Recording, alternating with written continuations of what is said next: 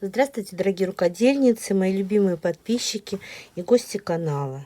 Я сегодня продолжаю работать со своей заготовкой, которую показывала в прошлом видео. И я вот на нее наклеиваю сетку серпянку. Она на липкой основе, но она и с этой стороны немножечко вот липкая. Та сторона, конечно, более липкая. После того, как серпянку наклеила, обрезаю все лишнее по окружности. И сверху на нее укладываю еще, вот я такую тоненькую ткань также вырезала, кружочек заранее, чтобы не тратить ваше время. Переворачиваю, и теперь вот к лицу этой стороны лицевой прикладываю тоже еще один кружочек, который я тоже заранее вырезала. И теперь я все это буду сшивать, оставляя отверстие для выворачивания. Для чего я вот эту ткань прилепила? Потому что эта серпянка липкая получается и с другой стороны немножко. И, во-первых, по липкой стороне она хуже идет, когда шьешь. А во-вторых, машинка в клею пачкается. Клей этот отмывается потом. Но лучше, если у меня будет там кусочек ткани, который защитит машинку от клея. Скалываю все булавочками по окружности, для того, чтобы потом прошивать. Ну вот, прострочила, оставив отверстие для выворачивания. Здесь в начале и в конце строчки я делала закрепочки. И теперь для того, чтобы у меня все это лучше выворачивалось, я такие маленькие треугольнички буду вырезать по всей окружности. Резать нужно аккуратно, чтобы не задеть строчку, не разрезать. После этого через отверстие выворачиваю свою деталь. И заглаживаю все швы, выравниваю. И серпянка там это хорошо. Тогда вообще находка такая, этот материал для меня. Прямо вообще и заглаживается, и шьется по нему, и вышивается. Класс вообще. Точно так же я загладила краешки в отверстии. И сейчас буду их сшивать. Я сначала закреплю немножечко, вот, чтобы они так у меня держались в этом положении, в заглаженном. Они еще тепленькие. Зашивать буду потайным стежком. Я вот внутрь просовываю иголку, уже у меня узелок завязан. И теперь, как мы делаем потайной стежок. Сюда пропускаем внутри полотна складку. Вот так.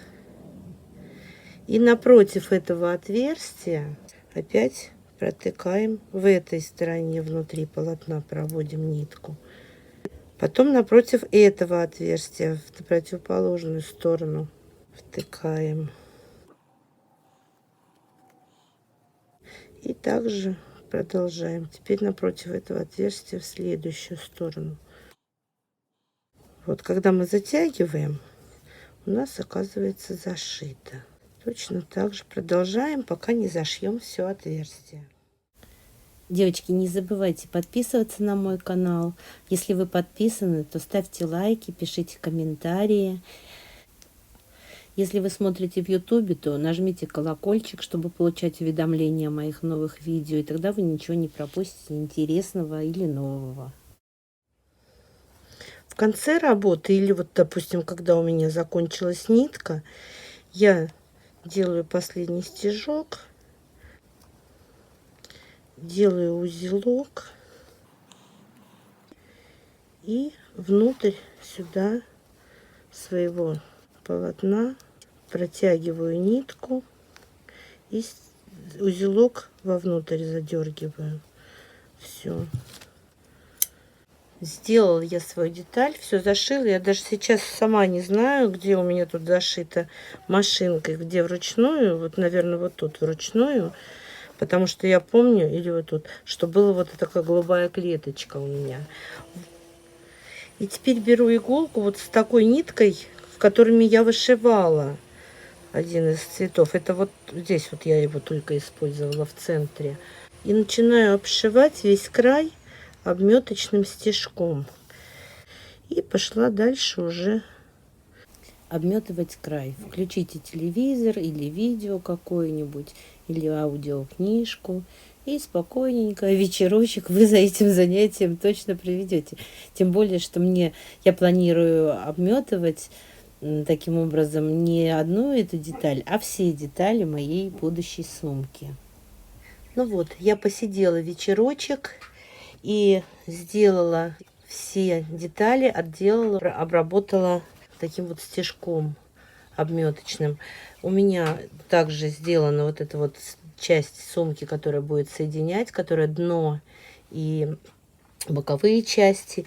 И тоже также я сшила ремень. Я уже вот здесь вот к нему приделала полукольца. Пришивала я вручную, потому что очень толстая. Тоже потайным стежочком и теми же нитками. Они такие оказались очень крепкие. Я даже не знаю, что это за нитки. Я вот их тяну, они вообще не рвутся.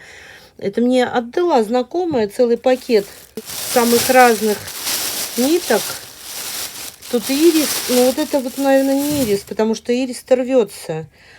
А это вот прям не рвется, крепкий. И этими же нитками я буду сшивать все свои детали сумки.